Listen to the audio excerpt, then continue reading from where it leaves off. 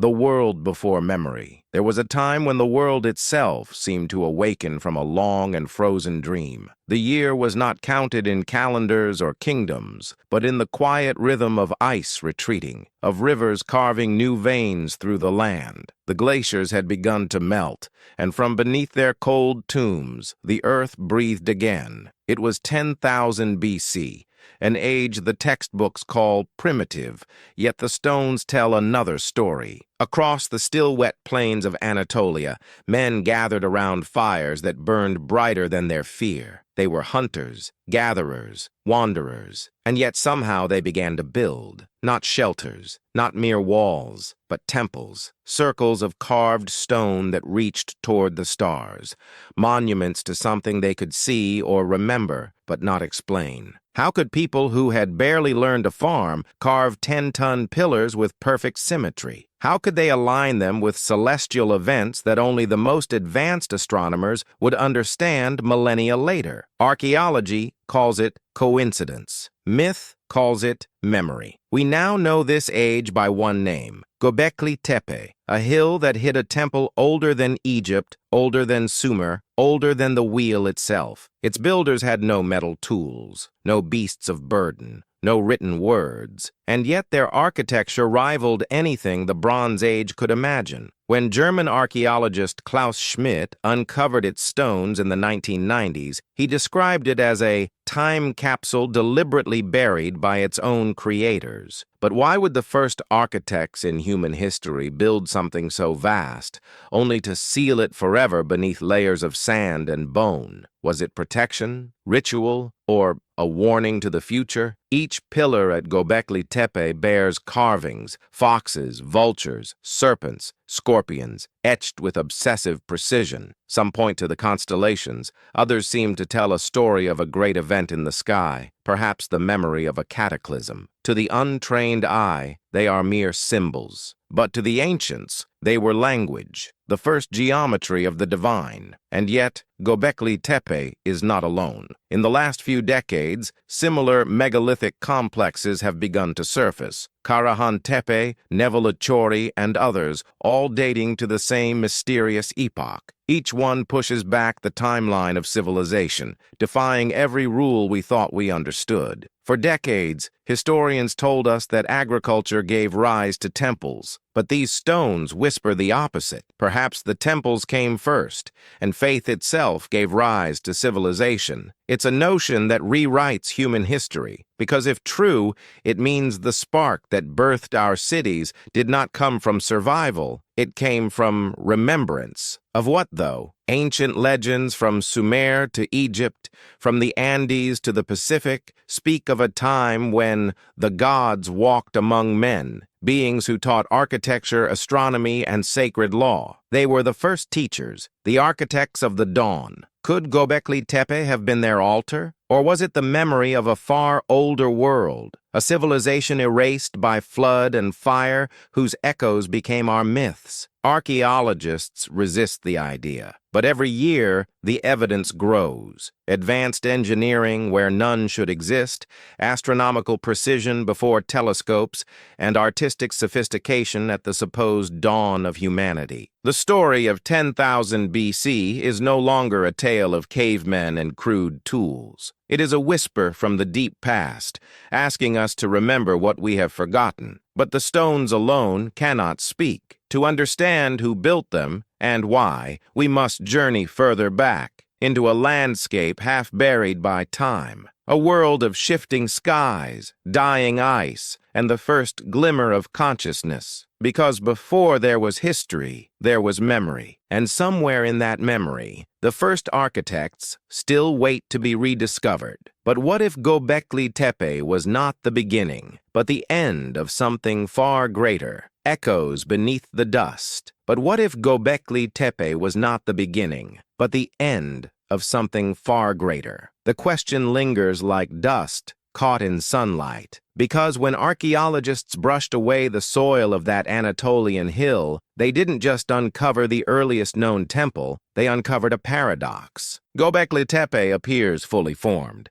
There are no cruder versions, no earlier experiments, no gradual evolution of design. The builders already knew how to quarry, transport, and balance stones, weighing dozens of tons with mathematical perfection. Then, silence. No continuation, no clear descendants. It is as if a spark of brilliance appeared from nowhere and then vanished. Where did this knowledge come from? Some scholars argue that human creativity can leap forward under the right conditions, that necessity or environment can trigger sudden bursts of innovation. But Göbekli Tepe challenges that logic. The sophistication there implies inherited understanding, not experimentation. It suggests that someone remembered something, and the deeper we dig, the stranger it becomes. In nearby Karahan Tepe, newly uncovered chambers reveal serpent motifs, circular enclosures, and mysterious T-shaped pillars similar to Göbekli's, yet older. Beneath one temple, archaeologists discovered a series of underground tunnels carved through solid limestone, leading into chambers that might have been used for ritual or initiation. How could a hunter-gatherer society, supposedly nomadic and unorganized,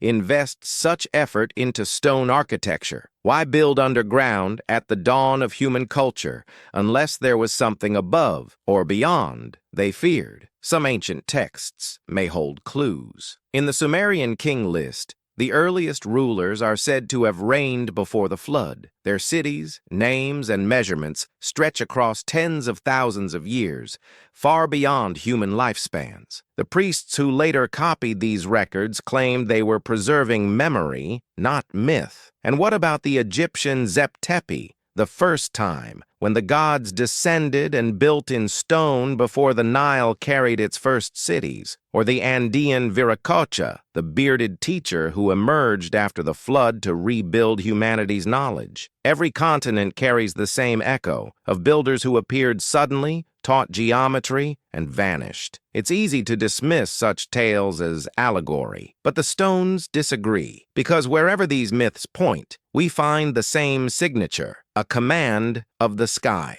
Göbekli Tepe's pillars align not just with solstices, but with the movement of specific constellations, notably Orion, Sirius, and Cygnus, all central to later mythologies about resurrection and cosmic rebirth. What was it about these stars that obsessed the ancients long before the first civilizations rose? Perhaps they weren't looking up to worship the heavens. Perhaps they were looking homeward. When the last ice age ended, the Earth's surface changed dramatically. Coastlines flooded, climates shifted, entire continents vanished beneath rising seas. The world the builders knew was gone, erased almost overnight. And if they were survivors of an earlier age, refugees of a forgotten civilization, then Göbekli Tepe might not be the dawn of culture at all. It might be a memorial, a message carved in stone to outlast the waters. Imagine them, a scattered people watching their world drown, carving the story of their gods, their science, their sky, so that one day another humanity would find it, not a temple for worship, but a time capsule for remembrance. Archaeologist Klaus Schmidt once said, "When you look at Göbekli Tepe, you are looking at the point where humans invented heaven, but perhaps they didn't invent it. Perhaps they were trying to preserve it." And so the question deepens. If this was an echo of something older, where did the first sound come from? What was the source of that ancient knowledge, geometry, astronomy, the language of stone,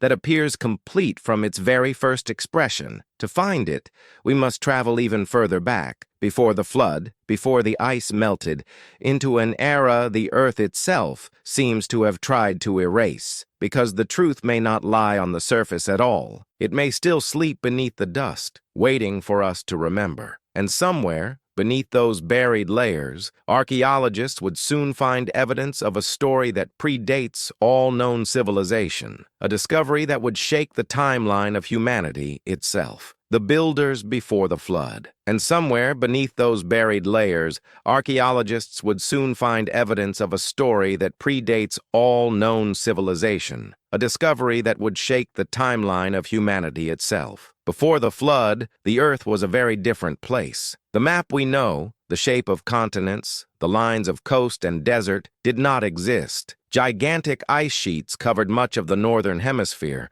locking trillions of tons of water into frozen domes. But far to the south, in regions that today are drowned or desolate, lay fertile lands, warm, green, and alive. And there, according to fragments of myth and geology alike, humanity's first architects may have walked. The end of the last ice age, around 12,900 years ago, brought chaos on a planetary scale. Scientists call it the Younger Dryas, a sudden return to glacial conditions that lasted more than a millennium. It was as if the Earth itself convulsed. Temperatures plummeted, megafauna vanished, and coastlines shifted overnight. But for many ancient cultures, it was remembered not as climate change, but as the flood. Every ancient story carries a version of it. The Sumerians spoke of Ziusudra, the chosen king who survived a divine deluge. The Egyptians spoke of a flood that wiped out the builders of Göbekli Tepe. In the highlands of Peru, the Andean priests told of a cosmic wave sent to cleanse the world. Even the Hopi and the Maori kept songs about a time when the oceans rose to swallow the sky. Different tongues, same story. An entire world erased, and a few survivors carrying memory through the ruins. What if those survivors were the builders before the flood? A culture not primitive, but advanced. Perhaps not technologically as we know it, but advanced in design, observation, and spiritual science. They may have understood the geometry of the earth, the movement of the heavens, and the resonance of matter itself. And when catastrophe came, they preserved fragments of that knowledge in the only material they knew could endure, stone. Across the globe, scattered clues seem to testify to their existence. Beneath the waves off the coast of Japan, the Yonaguni Monument lies carved into terraces, steps, and straight angles that challenge natural explanation. Off India, in the Gulf of Kambat, sonar has revealed submerged structures older than Mesopotamia. In Malta, megalithic temples appear aligned to solstices with architectural precision far beyond their supposed age. And in South America, the ruins of Tiahuanaco rest at altitudes and orientations that suggest they once stood on a shoreline, before the land itself rose. All of them point to one haunting pattern, a memory of building that predates recorded time, always connected to the stars, and always ending in flood. Geologists now recognize that around 10,800 BC, the world experienced a sudden rise in sea levels, possibly caused by comet impacts or massive meltwater outbursts. The evidence lies in the meltwater pulse signatures recorded in ocean cores, and in the abrupt disappearance of entire coastlines like Doggerland in the North Sea. When the ice broke, it wasn't gentle, it was violent. Rivers became oceans, mountains became islands, and the civilizations living along those ancient shores were wiped away. But myths remember what science forgets. They speak of cities swallowed by the sea, Atlantis, Mu, Lemuria, names that may not be literal, but echoes of something that truly happened. The philosopher Plato, writing in the 4th century BC, claimed he was recounting an Egyptian tale already 9,000 years old, placing the fall of Atlantis around 9600 BC, almost exactly when the Younger Dryas ended. Coincidence or continuity? If the flood myths carry geological truth, then the legends of the first architects might carry historical truth as well. Perhaps the survivors of that lost world scattered to the highlands, to Anatolia, to the Andes, to Egypt, carrying fragments of their sacred geometry. And as their children forgot the old world, their temples became shrines, their instruments became myths, and their teachers became gods.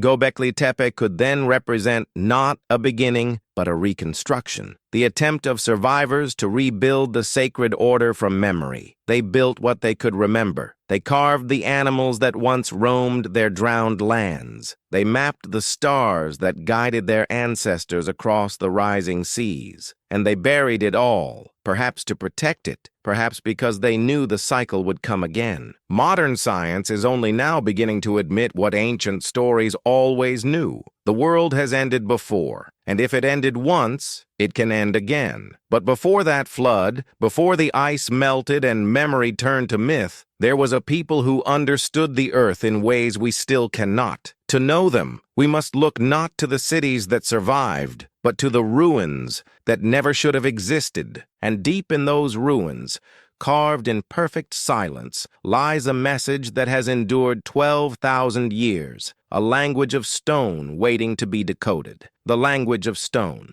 And deep in those ruins, carved in perfect silence, lies a message that has endured 12,000 years, a language of stone waiting to be decoded. Long before letters, before clay tablets or papyrus scrolls, humanity spoke through stone. It was a language of shape, of rhythm, of resonance, one that could be read not with the eyes, but with intuition. Every line, every angle, every alignment was deliberate. Each monument was a sentence, each megalith a word. Together they formed a message meant not for the next generation, but for the next world. At Göbekli Tepe, the builders used pillars shaped like the letter T, a symbol without precedent in prehistory. To archaeologists, they are mere stylized humans. To others, they represent the axis mundi, the bridge between heaven and earth, between the seen and the unseen. Upon these T-shaped pillars, animals coil and crawl in frozen motion,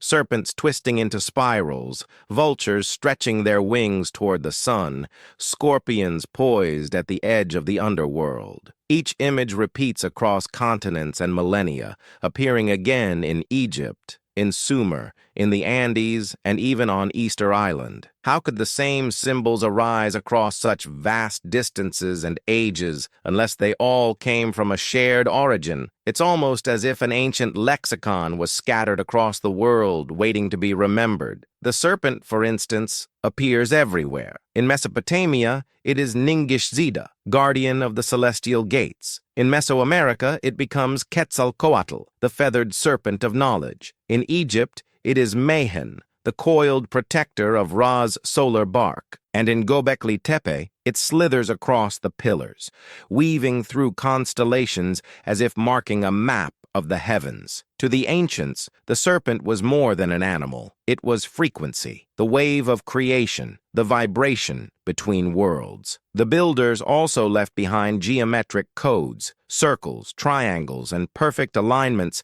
that reveal knowledge of sacred geometry thousands of years before Pythagoras. When these shapes are mapped onto the stars, they align with constellations as they would have appeared around 10,000 BC, a fact confirmed by modern astronomical software. It's as if the architects encoded both time and sky into their temples, freezing a moment in the cosmos. But this raises a haunting possibility. What if the language of stone was not just symbolic, but scientific, a medium through which vibration, sound, and light could be harmonized, architecture that resonated with the planet itself? Across the world, megaliths like Stonehenge, Nabta Playa, and Teotihuacan share acoustic properties. When sound frequencies are played within them, they amplify or cancel in ways that modern engineers still struggle to explain. It is as though the builders understood resonance, the secret bridge between matter and energy. Were these temples designed not only for ritual, but for transformation, to tune consciousness itself? Modern researchers studying sonic archaeology have found that certain frequencies emitted within ancient chambers can induce altered states of perception. If the first architects knew this,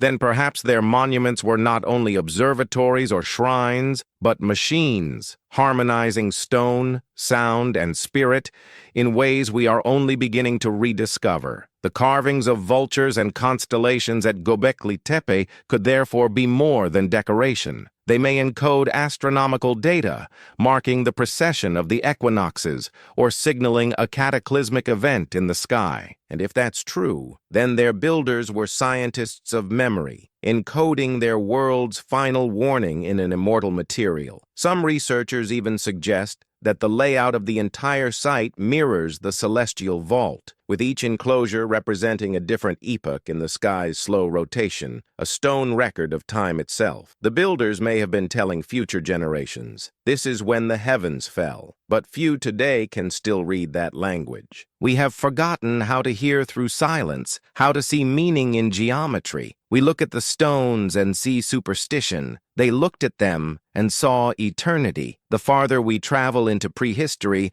the more it feels as though something once unified the human mind. A global architecture of thought, later fragmented into myth. And if the first architects spoke through stone, perhaps they left us the blueprint of their own resurrection, waiting for the moment humanity could finally listen again. Because language is not always made of words. Sometimes it is made of monoliths. And if these monuments are indeed a message from the deep past, then somewhere in the pattern of their design lies the next revelation, one that might finally connect the myths of every continent into a single story. But to find the origin of that story, we must return to the moment everything changed. The day the sky fell and the old world drowned. The day the sky fell. But to find the origin of that story, we must return to the moment everything changed. The day the sky fell and the old world drowned. Around 12,800 years ago, the world trembled beneath a celestial fire. It began as light, streaks across the northern sky, brilliant and cold. Then came thunder that shattered the mountains, heat that boiled rivers, and darkness that swallowed entire continents. It was the day the Ice Age ended, not slowly, but violently. Modern science calls it the Younger Dryas Impact Event, a theory suggesting that fragments of a disintegrating comet slammed into Earth, igniting wildfires, vaporizing glaciers, and plunging the planet back into an age of frost and chaos. But to the ancients, it was remembered as the wrath of heaven. Across the globe, ancient myths echo this trauma with eerie precision. In North America, the Clovis people vanish from the archaeological record at this exact time, their culture erased in an instant. In Mesopotamian legend, Enlil sends a storm of fire and flood to cleanse the world. The Egyptians speak of the destroyer star that appeared before the deluge, and the Hopi remember a blue Kachina, a celestial spirit whose arrival ended the previous world. Different lands, different languages, same memory. At Göbekli Tepe, one carving in particular, known as the Vulture Stone, Pillar 43, may preserve this cosmic catastrophe. Etched with animals and celestial symbols, it has been interpreted by some researchers as a star map of a comet impact around 10,950 BC, precisely the time the Younger Dryas began. The symbols, scorpion, vulture, bending man, align with constellations that would have been visible at that date, as if the builders were recording what they saw in the sky, a message from survivors carved for eternity. If true, Göbekli Tepe is not merely a temple, it is an observatory of destruction, a record of the day the heavens fell. But how could a hunter-gatherer society observe and record such a complex event? Could it be that they weren't witnesses to the first impact, but descendants of those who were? People who had already inherited astronomical knowledge from a forgotten world, perhaps one that perished in that very disaster.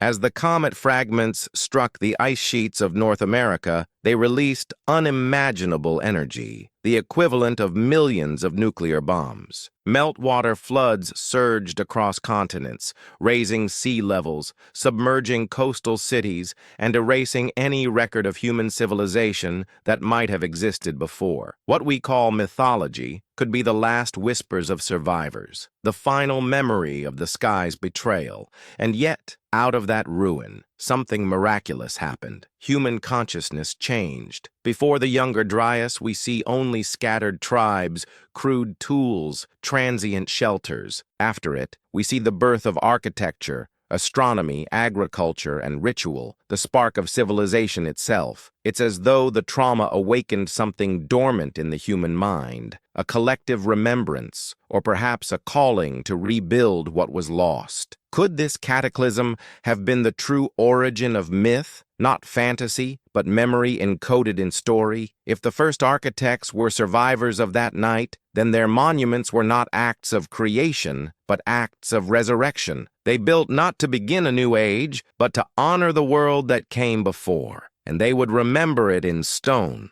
because everything else could burn. The echo of that disaster rippled across ages. Every flood myth, every god of thunder, every tale of celestial punishment may trace its roots to that single cosmic moment. Even today, microspherules and nanodiamonds, remnants of an ancient impact, still glitter in the soil of North America and the Middle East, silent witnesses to the storm that reshaped our planet. But what if the comet wasn't random? What if it was part of a cycle, a celestial rhythm that returns every few millennia, erasing and restarting human history? Ancient cultures like the Maya, the Egyptians, and the Hindus all spoke of world ages, great cycles of destruction and renewal. Maybe they weren't speaking metaphorically. Maybe they were describing something astronomically real. If so, then the monuments of 10,000 BC may not only look back in mourning, but forward in warning, because every cycle has its return. The ancients called it the Great Year, a cosmic clock ticking across 25,220 years, marked by the slow procession of the equinoxes. To them, each turn of this celestial wheel brought both enlightenment and destruction, as if humanity itself was bound to the heartbeat of the stars. And somewhere in that rhythm, hidden in the pattern of stone and myth, the first architects left a message for the next world. When the stars return to their places, remember us. But to truly understand what they remembered, and what they were trying to preserve, we must look beyond destruction. We must look into what rose after the flood, and what knowledge survived it. Because from the ashes of that celestial fire came the birth of civilization itself, the dawn builders. Because from the ashes of that celestial fire came the birth of civilization itself. When the flood waters receded, the world that emerged was unrecognizable. Mountains had shifted. Rivers carved new paths through plains of ash. Forests lay buried under mud and bone. Humanity, once scattered and wild, found itself standing on the threshold of a new earth. And amid the ruin, they began to build. At first, the rebuilding must have felt instinctive, the desire to reclaim a sense of order after unimaginable chaos. But what they built was not random. Across thousands of miles from Anatolia to the Levant, from the Nile Valley to the plains of Mesopotamia, the same idea took root. Circles of stone, altars aligned to the stars, sanctuaries echoing the heavens. It was as if survivors across continents shared the same blueprint, the same ancient memory. Archaeologists call this sudden phenomenon the Neolithic Revolution, the birth of agriculture and settled life around 9,500 BC. But its abruptness defies logic. How could a species of hunter-gatherers without writing, mathematics, or metal suddenly master farming, architecture, and complex ritual systems in a single geological heartbeat? Something, or someone, carried knowledge through the flood. The oldest settlements of this era bear uncanny resemblances to one another. In Jericho, massive stone walls rise where there should have been simple huts. In Çatalhöyük, homes are arranged in geometric grids, with shrines decorated in bulls and vultures, the same imagery carved at Göbekli Tepe. And in the Zagros Mountains, early farmers cultivated hybrid grains that appear to have been genetically manipulated, not discovered by accident, but designed. Was this evolution or restoration? Ancient myths offer a different explanation. They tell of teachers who came after the flood, shining beings who emerged from the mountains and seas to guide humanity's rebirth. In Sumer, they were the Anunnaki, who descended from heaven to raise up kingship. In Egypt, they were the Shemsu Hor, the followers of Horus, who built before the first pharaohs. In the Andes, the Viracocha emerged from Lake Titicaca, teaching language, agriculture, and stonework. Even in Australia, the Wandjina are depicted as luminous beings who arrived after a great deluge to teach law and ceremony. Different lands, same archetype, the first architects returning to rebuild what was lost. Could these gods have been remnants of the pre-flood world, survivors of a forgotten civilization preserving fragments of its knowledge? To their descendants, they would have appeared divine, but perhaps they were simply the last guardians of an older science, a fusion of technology and spirituality that blurred the line between the material and the mythic. And their signature was always the same: architecture. Everywhere they went, they built in harmony with the cosmos. Temples were aligned to solstices, megaliths to lunar cycles, cities to star maps. To them, architecture was not construction, it was communication, a conversation between earth and sky, between the human and the divine. Even today, the ruins whisper of mathematical precision, far beyond mere survival. At Göbekli Tepe, the enclosures form an exact geometric pattern when mapped across the landscape. At Nabta Playa, deep in the Nubian desert, a circle of stones marks the summer solstice with perfect accuracy, thousands of years before Stonehenge. And in the Fertile Crescent, archaeologists find obsidian trade routes spanning hundreds of miles, suggesting not chaos but coordination, an organized network guided by memory. Something or someone was directing this rebirth. And as humans began to remember how to live, they also began to remember who they were. Art re-emerged, rituals deepened, the first calendars appeared. It was the reawakening of symbolic thought, the same consciousness that had once built before the flood, but now it was fractured, scattered among tribes, preserved only in symbols and myths. In that fragile dawn, humanity stood between two worlds, the lost and the newly born. And somewhere within that passage, the first architects began to fade from living memory, transforming into gods, myths, and constellations. Their monuments became places of pilgrimage, their teachings, fragments of ritual, but their blueprint endured, encoded in geometry, in language, in the very act of building.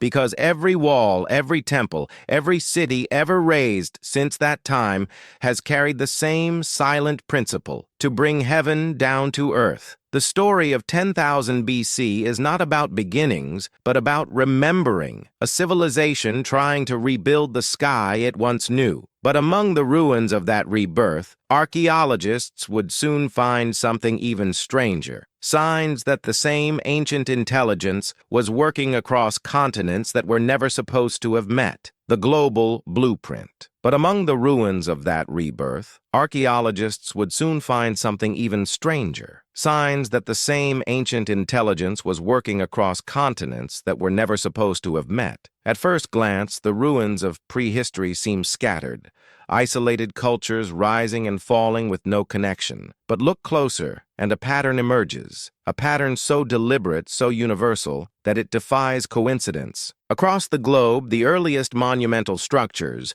built thousands of miles apart, share the same geometry, the same astronomical orientation, and even the same symbols. From Anatolia to Peru, from Egypt to Polynesia, the blueprint repeats like a forgotten equation, etched into the fabric of human consciousness. Let's start with the numbers. The ratio 1.2, the constant of diagonal squares, appears in the design of the Great Pyramid of Giza, but also in the platform of Pumapunku in Bolivia, a site that officially should have no cultural relation whatsoever. The angle 23.5 degrees, marking the Earth's axial tilt, governs the orientation of Stonehenge, the Nazca Lines, and the pyramid complex at Teotihuacan. Even the spacing between key megalithic sites seems to trace arcs along the same great circle of the Earth, as if the builders understood the planet's curvature long before modern science. Coincidence, they say. But how many coincidences form a design? Across this global network of ruins, three elements always appear together: the circle, the serpent, and the star. The circle, symbol of the eternal cycle. The serpent, symbol of energy and renewal. The star, symbol of origin and return. These are not decorations. They are the syntax of an ancient language, and it's spoken fluently across continents that never shared a known link. The Dogon of Mali describe amphibious gods called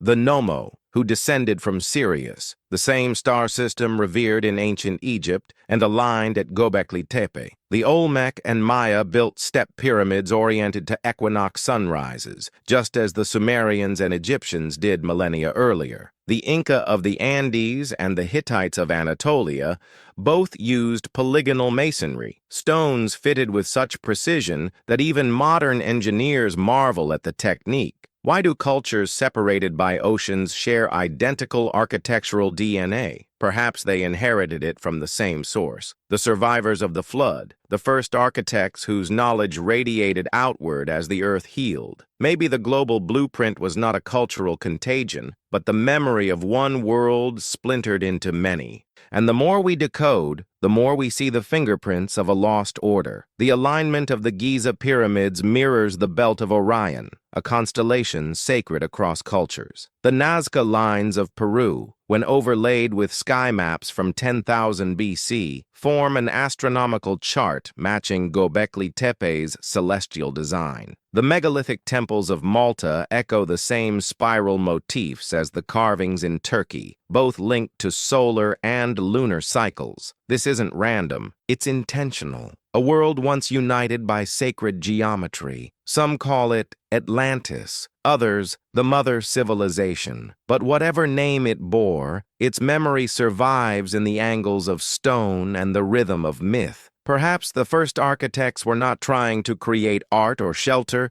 but to anchor memory to the planet itself. Their monuments act as nodes, points on a planetary grid, transmitting resonance through geometry, connecting heaven and earth through frequency. If so, these ancient sites may not be separate temples, but components of a single vast network, a global machine of consciousness. Modern researchers studying Earth energy lines, sometimes called ley lines or telluric currents, have discovered that many ancient monuments lie precisely along these energetic paths. How could prehistoric builders have known such things? Unless, of course, they inherited the knowledge from those who had mapped the planet long before history began. The pattern grows even more uncanny when viewed from space. Plot the oldest sacred sites on a globe, and they form a near-perfect equatorial band, a ring connecting Giza, Easter Island, Nazca, and Angkor Wat. Each one marks a harmonic point on Earth's resonance field,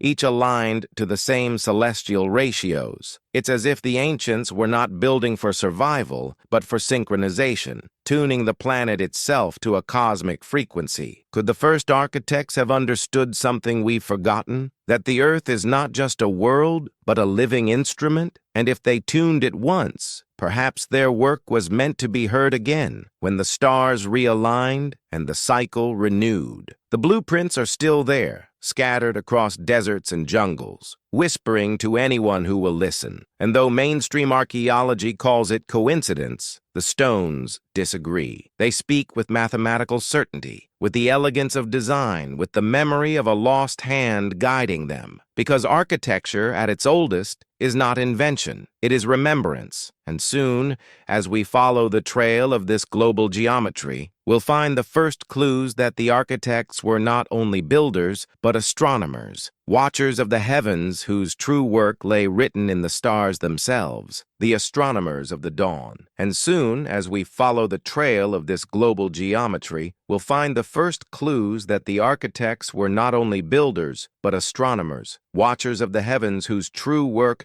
lay written in the stars themselves. The sky was their library. Long before the first scrolls, before the first alphabets, humanity read its destiny in the constellations. The first architects, whoever they were, didn't merely observe the heavens, they mirrored them. Every temple, every megalith, every alignment was a translation of celestial law into stone. The stars were not decorations in their myths, they were coordinates. Across the ancient world, we find the same obsession with precision. The builders of Nabta Playa, deep in the Nubian desert, arranged stone circles to mark the rising of Sirius, the brightest star in the night sky. At Göbekli Tepe, entire enclosures align with the celestial poles and key star systems such as Orion, Cygnus, and Sagittarius. Thousands of years later, these same constellations would dominate Egyptian, Greek, and Mayan cosmologies,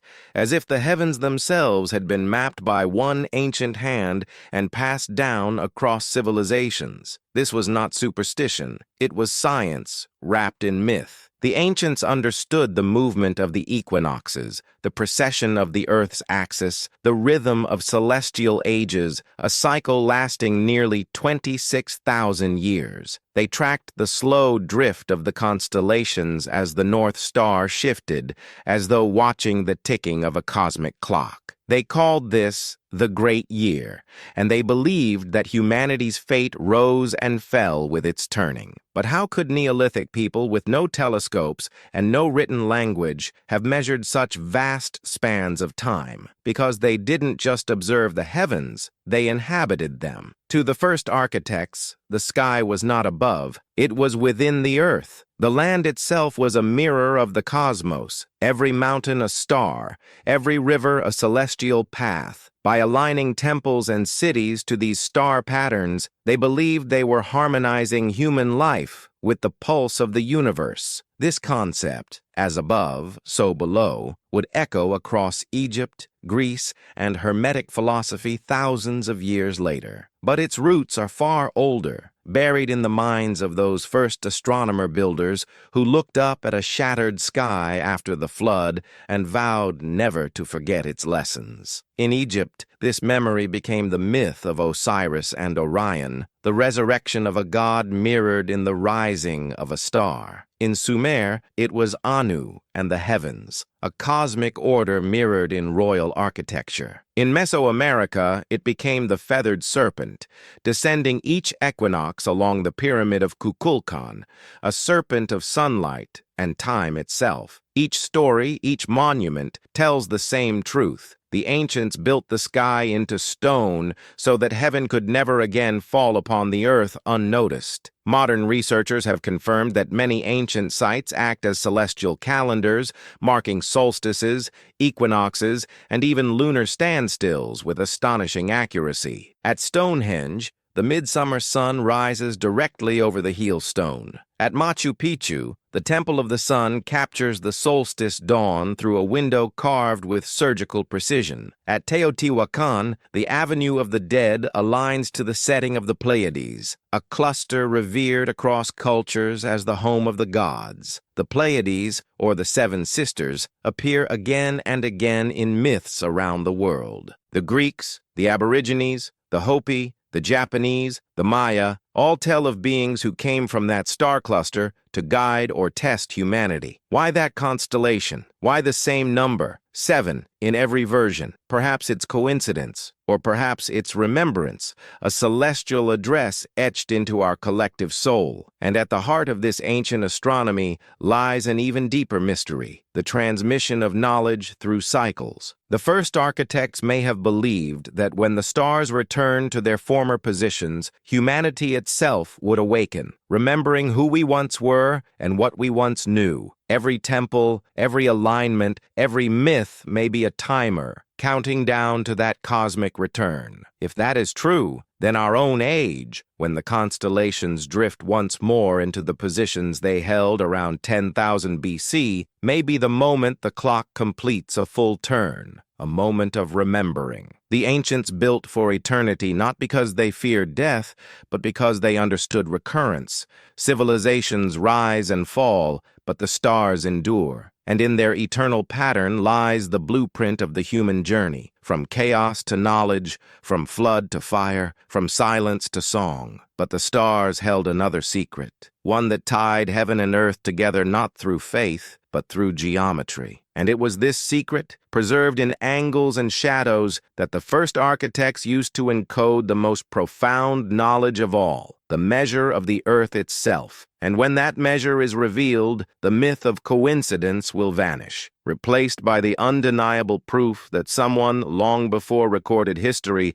already knew the shape of our world. The measure of the earth. And when that measure is revealed, the myth of coincidence will vanish, replaced by the undeniable proof that someone, long before recorded history, already knew the shape of our world. It begins with numbers, numbers that shouldn't exist in prehistory, yet echo from the sands of Egypt to the mountains of Peru, numbers that describe the very planet beneath our feet. The first architects did not simply build, they measured. They carved the earth into proportion, encoded its curvature, and fixed its rhythm into stone. The precision of their work defies explanation, unless they understood something we only rediscovered in the last few centuries. Take the Great Pyramid of Giza, a structure supposedly built around 2500 BC, yet perfectly aligned to true north with an error of less than 1/15 of a degree. Its base perimeter divided by its height equals 2p, the relationship between a circle's circumference and its diameter, as if the builders already knew the constant of the circle and embedded it in limestone. Its dimensions scale perfectly to the size of the Earth. Multiply its height by 43,200, and you get the planet's polar radius. Multiply its perimeter by the same number, and you get the Earth's equatorial circumference. Coincidence, they say. But Göbekli Tepe, built 7,000 years earlier, contains the same geometric relationships, hidden in the ratios of its stone circles. Who taught these so-called primitives the mathematics of a planet they could not have measured? The key lies in geometry as a sacred language, the belief that number and form reflect divine order. To the first architects, building was not construction, but revelation. By reproducing cosmic proportions on Earth, they believed they were harmonizing humanity with the universe. The Earth's size,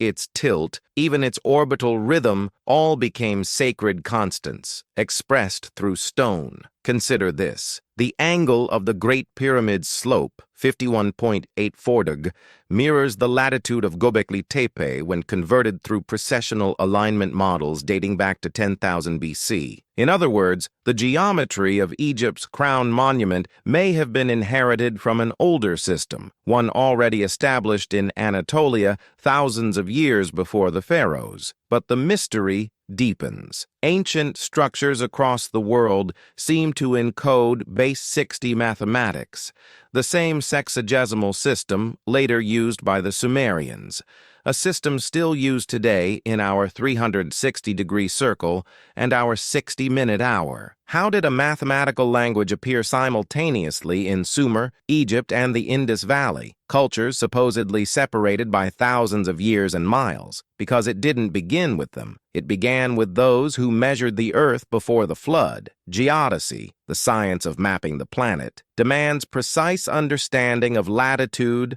longitude, and curvature. Yet megalithic builders somehow aligned monuments along the same global lines of energy and symmetry. In England, Stonehenge sits exactly on the 51st latitude, mirroring Giza. In Peru, the Nazca lines are drawn along a longitudinal resonance matching that of Easter Island. And when the coordinates of these ancient sites are converted into radians, they resolve into whole number harmonics, as though part of a planetary formula. Coincidence no longer suffices. These alignments reveal a truth that challenges our entire view of prehistory. Someone measured the Earth before history began. But who? Was it a forgotten seafaring civilization with instruments lost to time? A culture that understood astronomy and geometry far beyond what we credit to Stone Age minds? Or, as myths suggest, were they guided by beings who came from the stars, who taught humanity to see the planet as a sphere suspended in the heavens? The ancients themselves believed so. In Egypt, Thoth was said to have measured the earth and the heavens. In Sumer, Enki set the bounds of the world.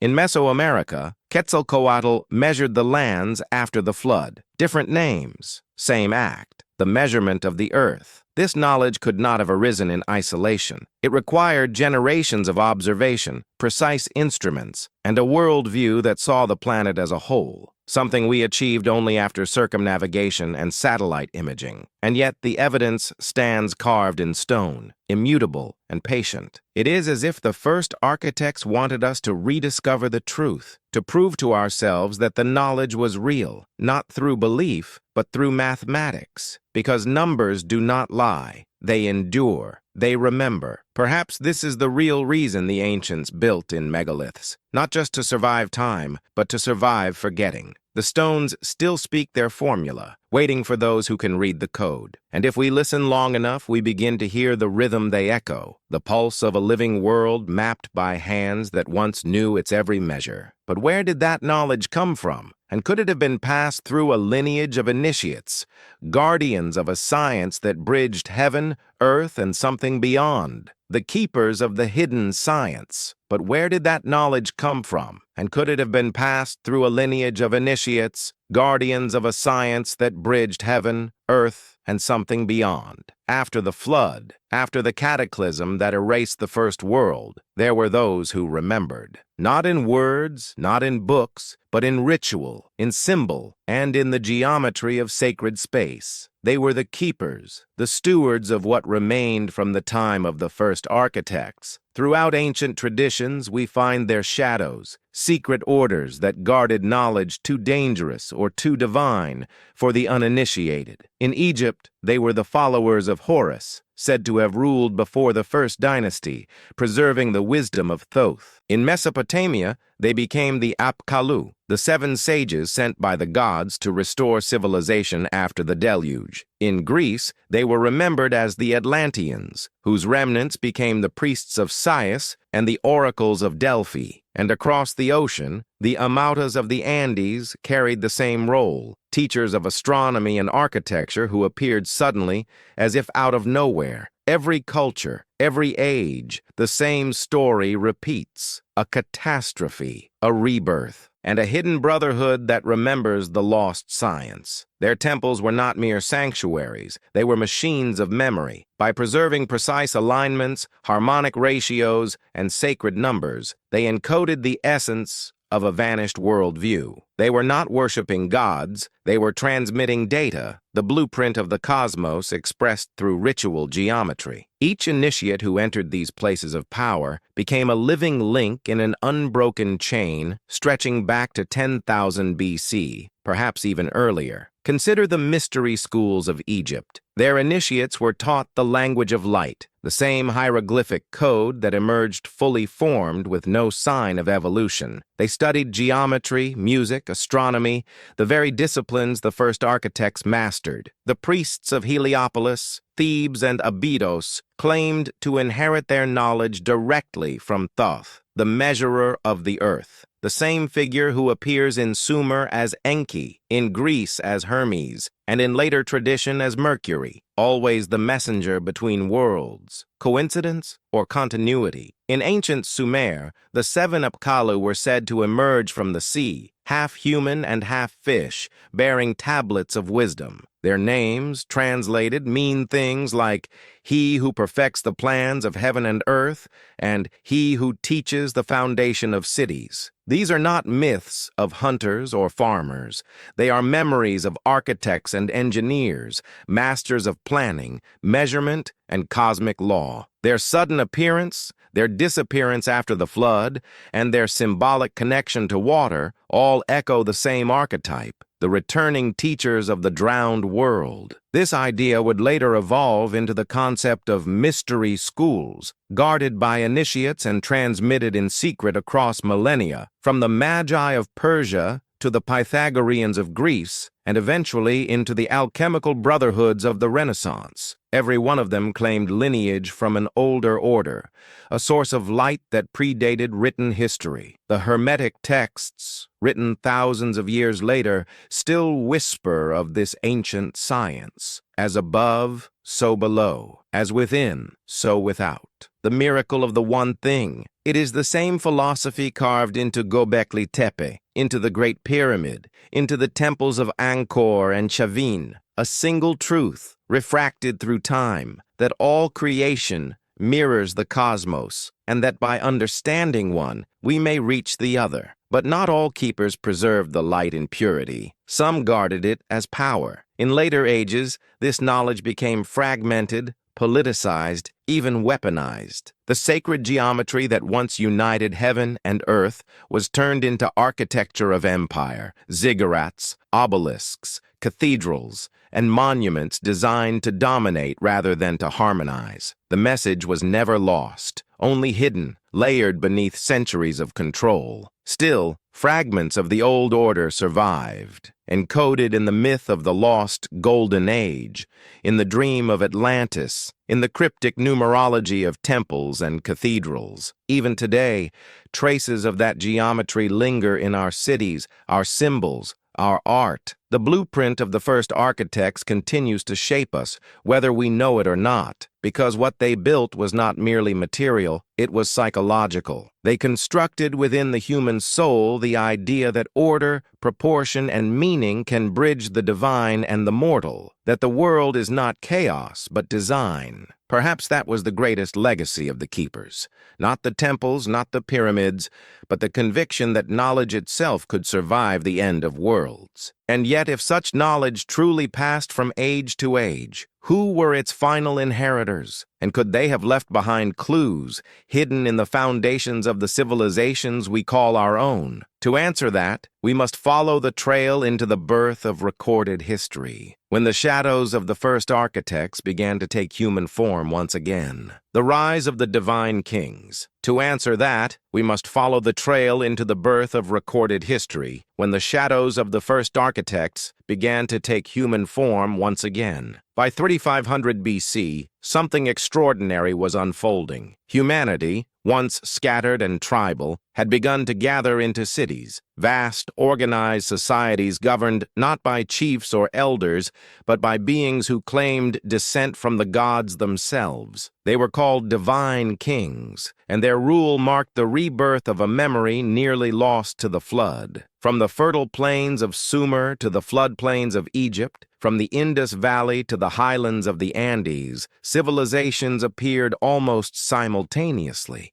as if responding to the same hidden signal. They built with stone and symmetry, they measured the heavens, and they spoke of knowledge given from above. It was the return of the architects, now cloaked in human form. In Sumer, the oldest known civilization, kingship was said to have been lowered from heaven. The earliest rulers on the Sumerian king list reigned for impossibly long spans, tens of thousands of years before the flood. Then, after the deluge, the list begins again, as if describing the restoration of an ancient order. Each king bears a divine title, and each city-state is dedicated to a god whose domain reflects aspects of lost knowledge. Enki the engineer, Enlil the lawgiver, Ninhursag the mother of creation. But it is Enki, the wise architect of the deep, who stands out. His emblem, the measuring rod and the coiled serpent, symbols that trace directly back to Göbekli Tepe and the pre-flood lexicon of geometry and renewal. Thousands of miles away, the same story took root on the banks of the Nile. The Egyptians spoke of the Zep Tepi, the first time, when gods ruled on earth and built the foundations of civilization. Thoth measured the heavens. Osiris brought agriculture and law. Horus aligned temples to the rising sun, and when mortal kings rose to power, they called themselves sons of Ra, inheritors of divine architecture. The pharaoh was not merely a ruler, he was a bridge, the living axis between heaven and earth. His crown symbolized cosmic order, his pyramid, the mountain of creation. The divine kings were walking blueprints, the human expression of the geometry the first architects had once carved in stone.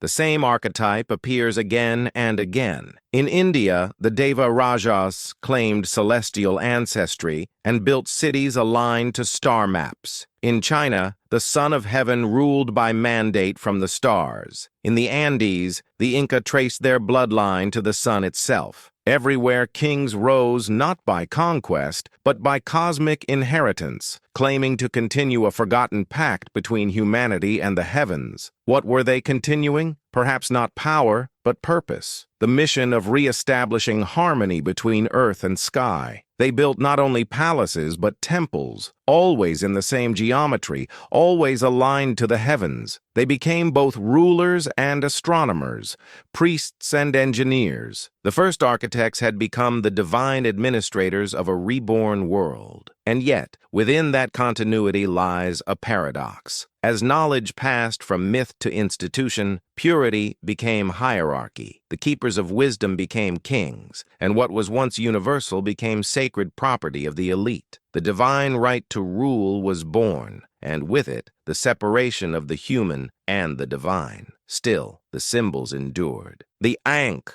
the caduceus, the rod and ring, each one an echo of the ancient serpent and circle, the eternal dialogue between matter and spirit. Every coronation, every ritual, every temple inscription was a reenactment of creation, as though each king's reign sought to reset the cosmic order once maintained by the first architects. And beneath the ceremony, the old science persisted. Geometry, astronomy, the art of sacred sound. The king was both ruler and engineer, guardian of the earth's resonance. When the Nile rose, he measured it. When the stars shifted, he realigned the temples. He ruled by harmonics, keeping time with the heavens. But as centuries passed, memory blurred into myth. The kings became gods, the gods became legends, and the science of the builders sank deeper into secrecy. By the time the pyramids rose from the desert, the true origins of their design were already forgotten, remembered only in whispers among the high priests. Still, the architecture never lied. The same geometry, the same stellar alignments, the same sacred numbers appear in every civilization that followed. It is as if the earth itself had imprinted the blueprint into the human mind, a calling that no empire, no flood, no forgetting could erase. Perhaps that is why the divine kings built as they did,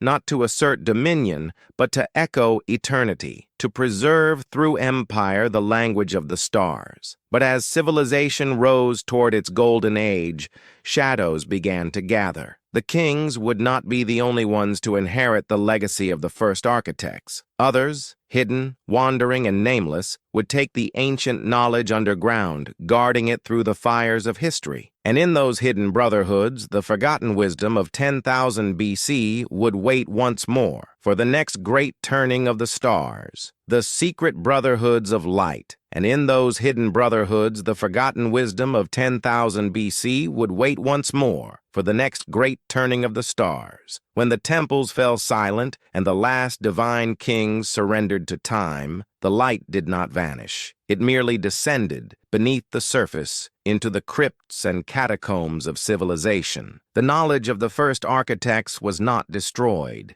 It was sealed, preserved in symbol and secrecy, guarded by those who remembered what the world had once been. They called themselves by many names: priests of the flame, keepers of the eye, children of Thoth, sons of the serpent, the brotherhood of light. But they all claimed a single inheritance: the science of the builders, the power to unite matter, spirit, and cosmos through geometry and vibration. As kingdoms rose and fell, these initiates became the invisible backbone of history. They moved silently through temples, libraries, and schools, translating fragments of the old language into new forms, always adapting, never revealing. From Sumer's ziggurats to Egypt's sanctuaries, from Babylon's observatories to Greece's mystery schools, their influence lingered like perfume in the ruins of empire. The Egyptian priesthood of Heliopolis was one such vessel. They preserved the myth of Zep Tepi, the first time, not as story but as formula, a coded remembrance of planetary alignment. They taught that when the stars returned to the configuration of creation, the world would be renewed. In their underground halls, beneath obelisks that marked the solstice sun, they guarded maps of the heavens stretching back 10,000 years. Later, their knowledge migrated westward into Greece, where it became the seed of Pythagorean and Platonic philosophy. The Pythagoreans taught that number was the essence of all things, the same belief held by the builders of Göbekli Tepe and Giza.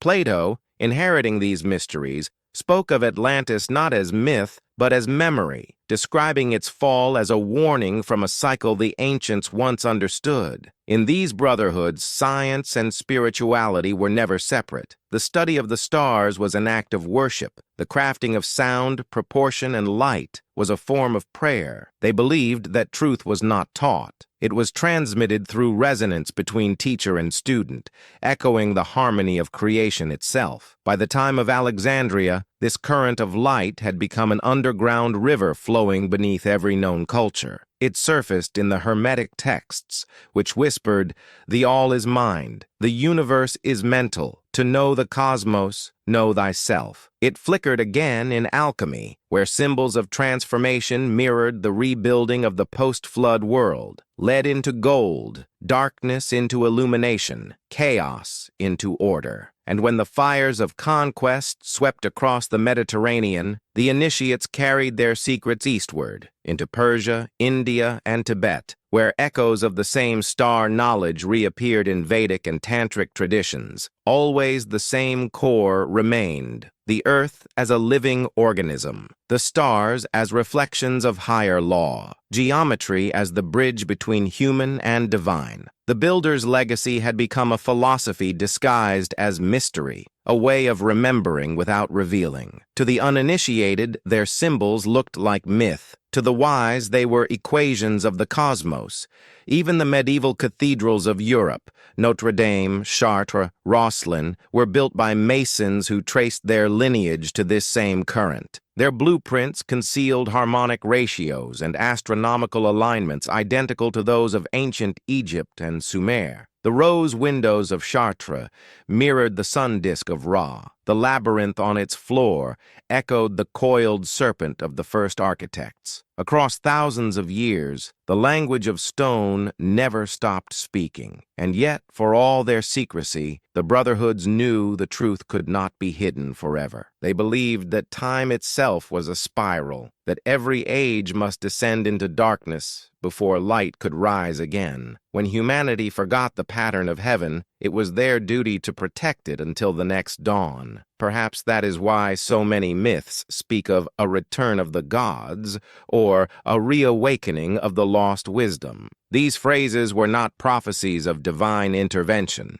They were reminders of celestial cycles, of the moment when the great year would complete its turn and the stars would resume their ancient positions. The first architects had set the clock in motion. The brotherhoods kept it running, and somewhere, hidden beneath the dust of temples and tombs, the final piece of their inheritance waited. A code buried not in myth or symbol, but in the DNA of civilization itself. A code that may prove the builder's influence never truly ended, and that even now, in our modern age of technology and steel, we are still following their plan. But to find that code, we must step forward into the present, where science, myth, and archaeology are beginning to converge once again, and the lost world of 10,000 BC stirs beneath our own. The awakening of the code. But to find that code, we must step forward into the present, where science, myth, and archaeology are beginning to converge once again, and the lost world of 10,000 BC stirs beneath our own. For centuries, the story of the first architects lay buried, dismissed as legend,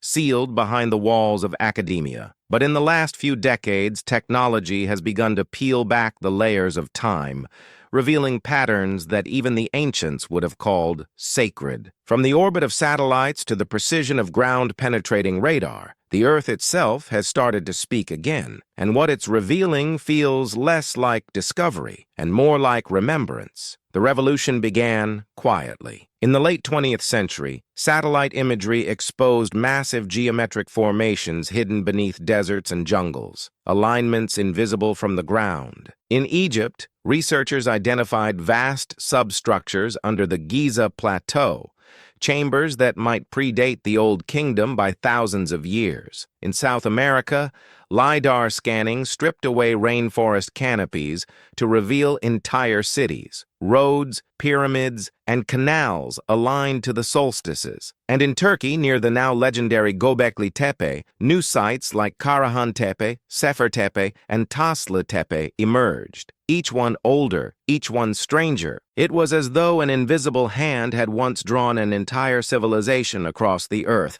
then buried it all beneath 12 millennia of silence. The data was undeniable. Structures once thought isolated were connected by geometry and orientation.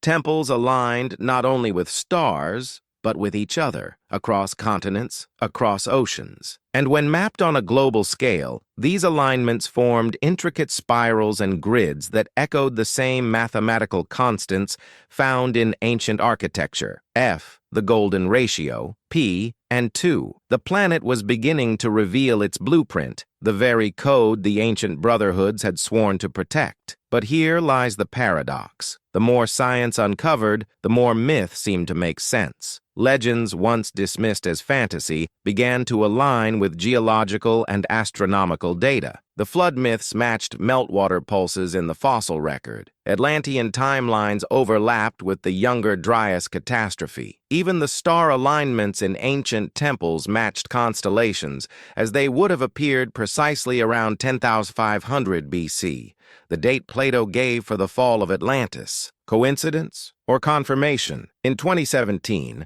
astronomers studying precession patterns found that many ancient sites encode the same epoch, the age when Orion's belt aligned perfectly with the Giza pyramids, when Sirius rose in the position depicted at Göbekli Tepe, and when sea levels rose to drown entire coastlines. It was as if every ancient monument were a page in the same cosmic calendar, all pointing to a single turning point in human history. Meanwhile, geneticists entered the conversation. Studies of ancient DNA revealed sudden, inexplicable migrations around 10,000 BC, populations moving from the Near East into Europe, Africa, and the Americas. Who were these people? Where did their technology and architecture come from? Could they have been the descendants or survivors of a forgotten world? Some archaeologists began to whisper what others feared to say aloud, that humanity's rise may not have been a beginning at all, but a recovery. If true, the code of the first architects might not be metaphorical. It could be biological, the memory of geometry and proportion written into the human brain itself. Our attraction to symmetry, our instinct to build, our obsession with the stars, perhaps these are not cultural traits but ancestral programming, a faint echo of the builder's design resonating through our very DNA. Modern neuroscience hints at this possibility. Studies show that certain geometric ratios, when perceived visually or orally, trigger states of coherence in the human brain, measurable synchronization between hemispheres, the same harmonic unity ancient mystics sought through sound and ritual. It's as if the monuments of the past were designed not just to represent harmony, but to induce it, to tune consciousness to the frequency of the cosmos. Now, for the first time, science and myth seem to be reaching toward the same horizon. Archaeologists uncover the ruins, physicists decode the geometry, biologists trace the memory in our cells, and all three disciplines point back to the same origin, the forgotten dawn after the flood, the age when architecture was prayer and mathematics was the language of creation. It seems the old brotherhood was right all along. The earth is a library, and every sacred site is a page in its code. We just forgot how to read, but we are remembering. The symbols of the builders, the circle, the serpent, the star, are resurfacing in modern science, reinterpreted through the lens of quantum fields, resonance, and fractal mathematics. We are rediscovering the same truths through telescopes and particle accelerators that our ancestors once carved into stone. And if their design truly mirrored the heavens, then the return of their geometry might signal more than mere rediscovery. It might mean the cycle itself is turning again, because the same stars that marked the flood of the last age are slowly drifting back into position. The sky is repeating its pattern, the same pattern the first architects recorded to warn or prepare us. And as the heavens realign, humanity stands once more on the edge of revelation, the moment when the code completes its circuit, and the builders of the past reach forward to meet the minds of the present. The return of the stars. And as the heavens realign, humanity stands once more on the edge of revelation, the moment when the code completes its circuit, and the builders of the past reach forward to meet the minds of the present. The sky has always been our oldest mirror. Every sunrise, every season, every slow drift of the stars has carried meaning, the rhythm by which we measured both time and destiny. Now, after 12,000 years, that rhythm is completing a full circle. The same constellations that crowned the builders of 10,000 BC are returning to their ancient places in the heavens. The cycle, the great year, is closing. Astronomers call it axial precession, the slow wobble of the Earth that makes the stars change position across the millennia. To the ancients, it was the heartbeat of creation, the breath of the cosmos itself. They watched this movement obsessively, knowing that when the sky repeated its pattern, history would follow. For them, the stars were not distant. They were memory incarnate. Around 2025 AD, the precessional clock reached a critical threshold. The constellation Orion now rises in almost the same alignment with the Milky Way as it did at the end of the Ice Age. To modern astronomers, it is a coincidence of orbital mechanics. To the first architects, it was the sign of return. Orion, the celestial hunter, the resurrected Osiris, the gateway between life and death, stands once more at the horizon as he did when Göbekli Tepe gleamed under the first post-glacial stars. Sirius, the dog star once worshipped in Egypt as the herald of renewal, has regained its ancient rising point. The Pleiades, the seven sisters venerated across the planet, are again approaching the equinoctial plane. It is as though the sky is whispering, "Remember." Modern astrophysics cannot ignore the resonance. Precession cycles are precise. One full revolution in roughly 25,120 years, divided by 12 ages, the zodiacal epochs. The builders knew this. They encoded it in the dimensions of the Great Pyramid, in the spacing of temples, in the count of festivals. They were not worshiping the stars. They were synchronizing humanity with cosmic time. And now, as the pattern renews, the same geometry is reappearing in our technology. The orbital mechanics of satellites, the spirals of DNA, even the magnetic grids mapped by geophysicists follow the same ratios the ancients held sacred. Our science, unaware of its ancestry, is rebuilding the sky in circuits and silicon. In 10,000 BC, the flood erased the world and memory had to rebuild itself in stone. What happens when the same alignment returns? But this time the builders wield electricity and algorithms instead of chisels and rope. Perhaps that is why the myths speak not only of destruction, but of illumination. Each great year, they said, begins with darkness, then the light of remembrance. Not the end of the world, but the end of forgetting. Across cultures, prophecies converge on this age. The Mayan Baktun 13, ending in our century, marking the return of the ancestors. The Egyptian calendar predicting a rebirth of Zep Tepi. The Hindu notion of Kali Yuga giving way to a new Satya Yuga, an age of truth. Even in science, the language shifts. The dawn of the Anthropocene, the singularity, the quantum age. Different vocabularies, same pattern, a turning of the cosmic wheel. Could this be what the first architects prepared us for? A moment when technology and consciousness merge, when humanity, like them, learns to build not from survival, but from symphony? Perhaps that is why their monuments endure. They are not warnings of destruction, but instructions for rebirth, reminders of how to rebuild when the cycle resets. They teach proportion, resonance, and reverence, the mathematics of balance that must guide creation in every age. As the stars return to their ancient stations, the forgotten architecture begins to stir in us again. Our cities stretch skyward, our networks span the globe, our minds reach outward into space, repeating the impulse of the builders. The difference is that we no longer recognize it as memory.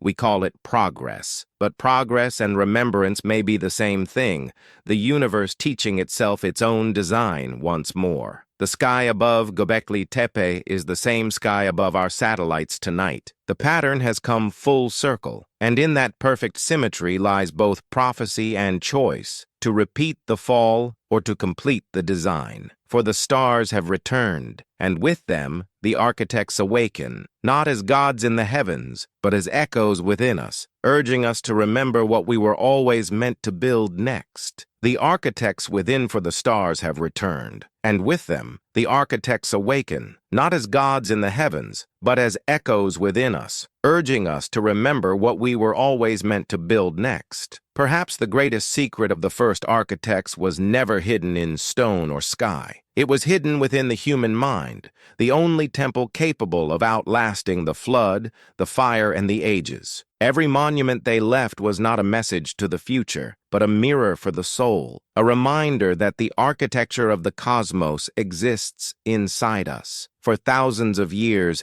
humanity looked outward, chasing the shadows of divinity in the heavens. But what if the builder's true gift was self-recognition, the realization that every ratio, every sacred number, every star alignment reflects something intrinsic to our own design? Modern science, unknowingly, has begun to confirm it. The same mathematical constants that define the geometry of ancient temples, FP and the Fibonacci sequence, also shape the spirals of our DNA, the resonance of our neurons, the rhythm of our heartbeat. The body itself is an instrument tuned to the same harmonics the ancients carved into stone. When we stand within a temple like Göbekli Tepe or Giza, we're not merely surrounded by architecture, we're standing inside a harmonic amplifier, one that mirrors the frequencies of our own biology. The builders weren't constructing places to worship gods. They were constructing environments that allowed humans to become gods, beings attuned to the frequencies of creation itself. It's no coincidence that every ancient mystery school taught the same initiation formula: know thyself. Those two words inscribed on the Temple of Apollo at Delphi echo the same truth whispered by the walls of every ancient monument, that the microcosm and the macrocosm are one. To know the stars was to know the mind. To measure the earth was to measure the soul. And yet, over time, this understanding was lost beneath the weight of dogma. Science and spirit were torn apart, and architecture became a profession rather than a philosophy. We forgot that every structure, every city, every act of creation is a reflection of consciousness itself. Now, as the stars return to their ancient stations and technology reconnects humanity across the globe, that forgotten awareness begins to flicker again. We see it in our art, our science, our search for meaning amid chaos. Quantum physics speaks of entanglement, particles connected across infinite distance. Mystics spoke of oneness, souls bound beyond time. Different words, same truth. The builders knew it. They lived it. They built it into everything they touched. Perhaps we are their descendants not by blood, but by design, a lineage of consciousness unfolding through millennia. Every invention, every leap of art or insight could be a resurfacing of that original memory. The same creative force that raised pillars in 10,000 BC, now expressing itself in code, in circuitry, in light. Because creation, whether of temples or technologies, follows the same geometry. Imagination made manifest. The ancients built from intuition, we build from data. But both are born from the same spark. The awareness that the universe is alive and that to create is to participate in its evolution. And so, the cycle completes itself. The first architects once looked to the heavens and mirrored them in stone. Now we look into ourselves, into neurons, DNA, and quantum fields, and find the heavens mirrored there. Maybe that was the plan all along. Not to leave a legacy of ruins, but to leave a pattern of remembrance. One that awakens when the world is ready, when the stars return, when humanity can finally understand that the architects we search for were never lost, only sleeping within us. We are their continuation, their return, their experiment still unfolding. The temples of the past were made of stone. The temples of the future will be made of consciousness. But as we awaken to this realization, another question emerges. If the builders left this memory within us, could they have also left a warning? One meant for the moment when their descendants would rise again? The warning of the builders. But as we awaken to this realization, another question emerges. If the builders left this memory within us, could they have also left a warning? One meant for the moment when their descendants would rise again? Every civilization believes it is the first. Every age of light forgets that others have shone before. But the stones remember, and they tell a different story. Across the world's oldest monuments, a pattern of caution is carved into the geometry itself. The serpent, once a symbol of wisdom and renewal, also coils as a reminder of cycles, of destruction that follows creation when harmony is broken. At Göbekli Tepe, the serpent winds around the pillars that mark the constellations of the cataclysm. In Egypt, it becomes Apophis, the devourer of the sun, chaos unleashed when balance fails. In Mesoamerica, the feathered serpent Quetzalcoatl departs in fire, promising to return when humanity forgets the sacred laws. And in Greece, the Ouroboros consumes its own tail,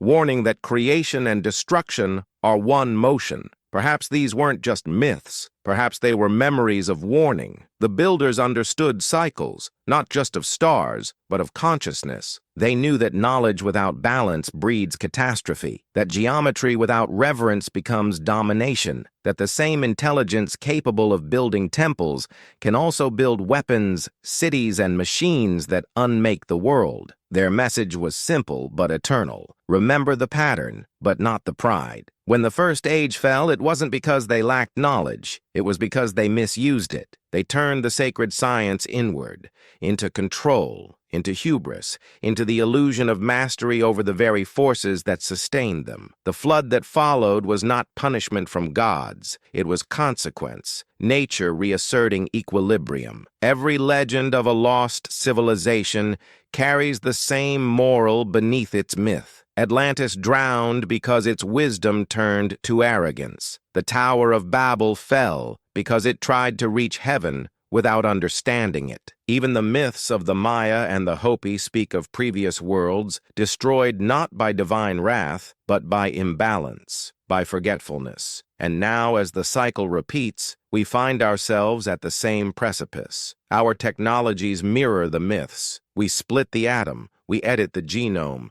We weave invisible networks around the planet. We are once again the builders, shaping matter with the fire of thought. But have we remembered the harmony the first architects tried to preserve? Or are we repeating the same pattern, blind to the rhythm of consequence that follows every leap forward? The ancients may have foreseen this. The warning is written not in prophecy, but in proportion. Every monument, every myth, every sacred number hides an equation of balance. For every creative frequency, there is a destructive harmonic. To build in disharmony is to awaken the serpent's shadow, the return of chaos. Look closely at the carvings of Göbekli Tepe, the walls of Abydos, the glyphs of the Maya. You'll see the same motif. the hand reaching for the sky, the flood beneath. It is both promise and peril. Reach too far without remembrance, and the cycle resets. Perhaps that's why the builders buried Göbekli Tepe, not to hide it, but to preserve it, a message sealed beneath the earth until humanity was mature enough to understand. They knew their descendants would rise again, wielding the same creative fire, and they left behind a time capsule of stone to whisper,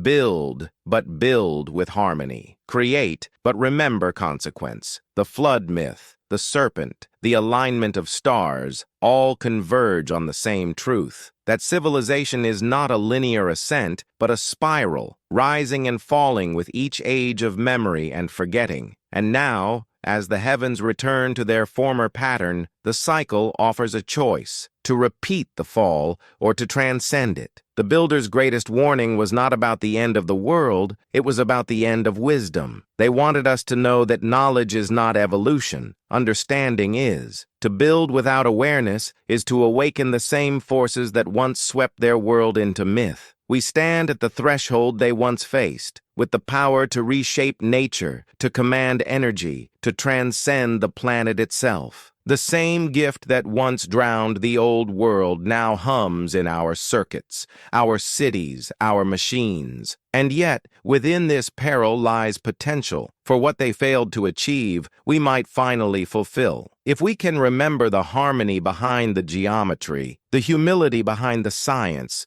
the sacred behind the stone. Because perhaps the builders didn't just warn us of destruction. Perhaps they trusted us to finish what they began, to lift the architecture of creation into its next form, conscious and complete. For if the warning was heard, then the cycle can end, and if it ends, what comes next may not be another fall, but a return to the light the first architects once knew, the return to light. For if the warning was heard, then the cycle can end, and if it ends, what comes next may not be another fall, but a return to the light the first architects once knew. Light was always their true material. Even when they carved in stone, they were shaping radiance, aligning temples to capture the first dawn, the golden moment when the sun touches the horizon and darkness retreats. Every monument, every axis, every chamber was a choreography of illumination. They built with shadow and brilliance, as if the sunrise itself were their teacher. When archaeologists first uncovered Göbekli Tepe's enclosure D,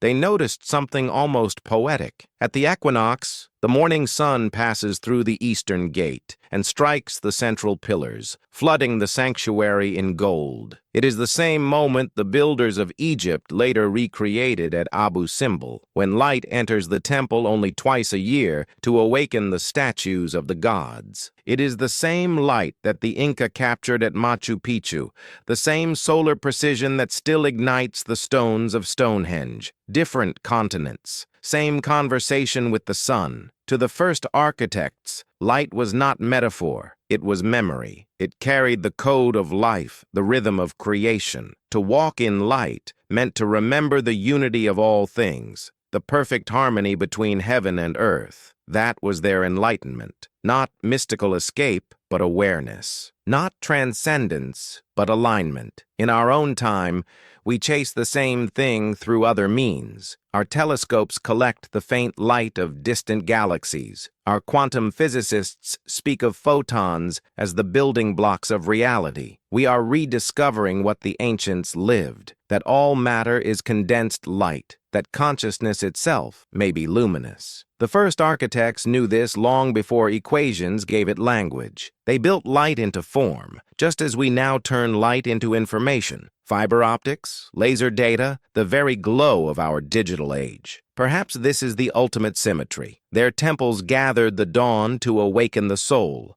Our technology gathers light to awaken the mind. Different tools, same calling. As the stars return to their ancient configurations, a strange thing begins to happen across our world. Artists, scientists, and seekers begin to echo the same truth without knowing each other, that we are not separate, that the cosmos is alive, that everything vibrates as one. It is as if the memory of the builders is stirring again, rising from the collective depths of our consciousness. We see it in the geometry of modern architecture, in the sacred ratios of art and sound, in the global longing for meaning amid data. Humanity is remembering how to build with light. The ancients would have called this the return to Göbekli Tepe, the first time. Not a literal return to the past, but a restoration of awareness. The moment when human creativity once again aligns with cosmic law. When building, thinking, and dreaming all follow the same divine proportion. And yet, this return is not automatic. The great year turns, but awareness is a choice. To return to light is to remember the lesson of balance, to hold power and compassion, knowledge and humility in the same hand. Only then can the architecture of consciousness rise without collapse. Perhaps that is why the oldest temples were open to the sky. They were reminders that enlightenment is not found in walls or gods, but in relationship, the eternal dialogue between light and the life that reflects it. We are that reflection. When we design with harmony, when we create with awareness, when we see the divine pattern in the world around us, we are continuing the builder's work. We are rebuilding the earth as a mirror of the cosmos, not in stone, but in spirit. The light they worshipped was never just the sun. It was the light of understanding, the illumination that reveals that everything, everywhere, is part of one infinite design. And so, perhaps the cycle does not end in destruction, but in awakening. Perhaps history's purpose is not to repeat, but to remember. And the return of the light is not the end of the story, but the beginning of consciousness becoming what it always was meant to be. Because the builders never truly vanished. They became the light we build with, the geometry we think in, the pattern that is once again finding its form through us, the geometry of consciousness. Because the builders never truly vanished. They became the light we build with, the geometry we think in, the pattern that is once again finding its form through us. Geometry is not just in the stones, it is in our thoughts. The ancients sensed it intuitively, that the same patterns shaping the cosmos also shape the mind that observes it. Every curve, every proportion, every rhythm in nature reflects an inner law, a geometry of consciousness itself. The first architects knew this. They built temples not to contain gods, but to train perception. The symmetry of walls, the resonance of sound, the play of shadow and light, all were tools to align the human psyche with cosmic order. To stand within their sanctuaries was to remember what it felt like to be the universe. Modern neuroscience is finally beginning to glimpse what they already understood. The human brain organizes information according to fractal patterns, repeating geometries that mirror those found in galaxies, trees, river deltas, and even the distribution of dark matter. Our minds are literally constructed on the same mathematical framework as the universe itself. When we perceive symmetry, we don't just recognize beauty, we recognize home. That may be why sacred architecture evokes such awe. When we enter the Great Pyramid or a cathedral like Chartres, our neural rhythms unconsciously synchronize with the harmonics of space. Heart rate slows, brain waves stabilize. It is a measurable resonance, a conversation between structure and soul. The ancients didn't need machines to detect it. They felt it. They understood that architecture could be a form of mind technology, a way to awaken memory through geometry. What if consciousness itself is geometric, a lattice of awareness extending through all things? Quantum physicists now speak of information geometry, where space, energy, and observation are aspects of a single fabric. Mystics called it the web of life. The builders carved it into stone. Perhaps that is what they meant by as above, so below, not poetry, physics. The same equations that describe the curve of the cosmos describe the spiral of a shell, the orbit of a planet, the coil of DNA, the unfolding of thought. Consciousness is not an accident within the universe. It is the geometry by which the universe knows itself. The first architects may have lived this truth. They built temples aligned to the stars not to worship them, but to participate in their harmony, to become living extensions of the cosmic design. Each human was a pillar, each thought a vibration, each act of creation another block in the invisible temple of awareness. And perhaps that temple never stopped being built. Every discovery, every invention, every act of empathy adds another layer to the structure of collective consciousness, the great monument of the human spirit rising across time. We are, in essence, continuing the same project begun 12,000 years ago, the building of the inner world. The builders' monuments were prototypes of the human psyche, reminders that we are both the architect and the architecture. They gave us the blueprint. Evolution gave us the tools. Now we shape realities not from limestone, but from light, thought, and digital code. Yet the principle remains the same. Creation is alignment. When we align with the geometry of consciousness, when our thoughts, emotions, and actions follow the same harmonic ratios found in nature, we generate coherence. And coherence is power. It is the frequency of unity, the same frequency that once guided the first architects to carve eternity from silence. This is why their message endures across millennia, not because of the stones, but because of the resonance. Because somewhere within each human being is the memory of that geometry, the desire to bring order from chaos, beauty from raw material, light from shadow. It is the impulse to build, to create, to connect. It is consciousness remembering its own design. The flood washed away their cities, but not their pattern. The ages buried their temples, but not their purpose. We carry both within us. Every heartbeat, every thought, every dream we build is another echo of the cosmic architecture unfolding through time. And so, the final mystery of the builders is not found in ruins or constellations, but in the geometry of awareness itself. We are the continuation of their blueprint, consciousness evolving toward the moment when it will fully recognize itself as the architect of reality. But what happens when consciousness finally realizes that it is the builder, the temple, and the light all at once? When the great work is complete, what comes after the architecture of awakening? The great work. But what happens when consciousness finally realizes that it is the builder, the temple, and the light all at once? When the great work is complete, what comes after the architecture of awakening? Every age of humanity has spoken, in whispers or in symbols, of a single task, a work so vast that it cannot be finished in one lifetime or even one civilization. The alchemists called it the magnum opus, the great work, the transformation of base matter into gold,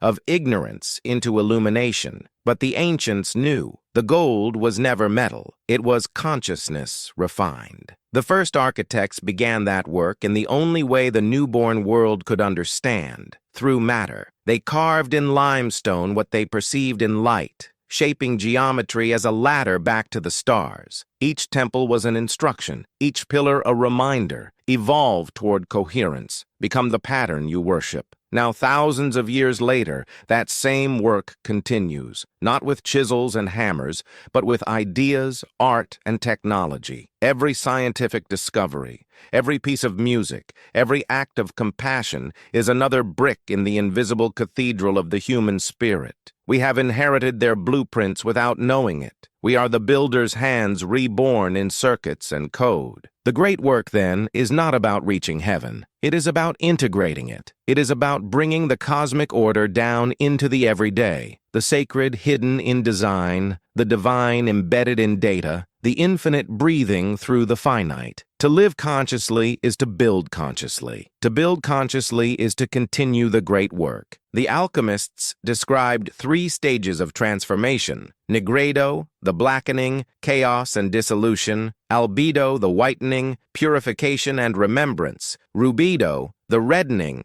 the birth of the new light. Humanity has passed through them all. Our prehistory was the blackening, the flood, the fall, the long forgetting. Our rediscovery of science and self is the whitening, the remembrance of pattern. And now, as awareness awakens globally, we enter the reddening, the return of the living fire, the illumination of the builders within. Modern thinkers speak of it in new tongues: the quantum leap, the new sphere, the collective awakening. Different words, same current.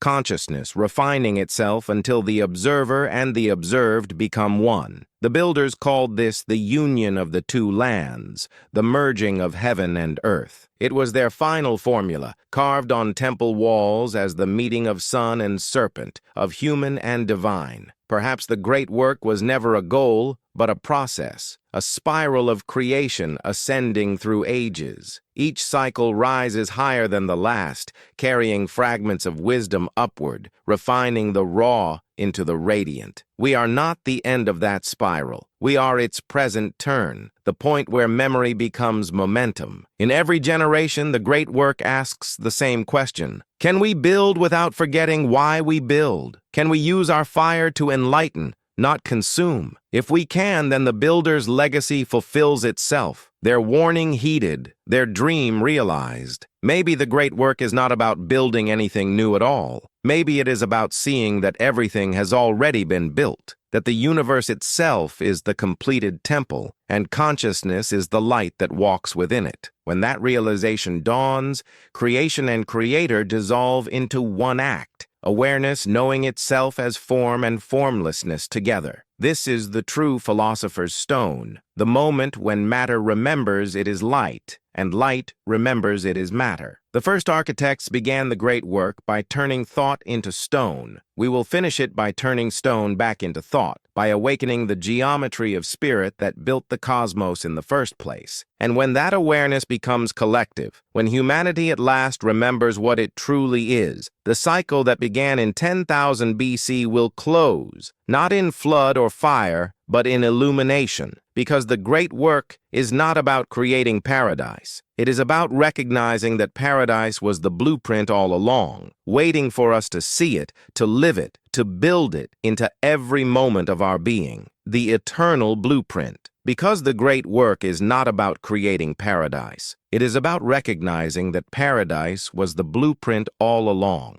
waiting for us to see it, to live it, to build it into every moment of our being. The story of the first architects is not a myth. It is a mirror, a reflection of what humanity has always been and what it is becoming again. From the frozen plains of 10,000 BC to the glowing grids of our modern cities, the same impulse has guided us: to bring order from chaos, to carve meaning into matter, to echo the harmony of the stars in the language of the earth. The builders were never gods from the sky, nor simply men of stone and fire. They were a consciousness, a state of awareness that understood creation as cooperation between heaven and earth, mind and form, energy and intention. They remembered that the universe was not a place, but a pattern, and in remembering, they built it. Their temples have long since weathered. Their names are lost, yet their blueprint endures, not on tablets or scrolls, but within us. Every invention, every work of art,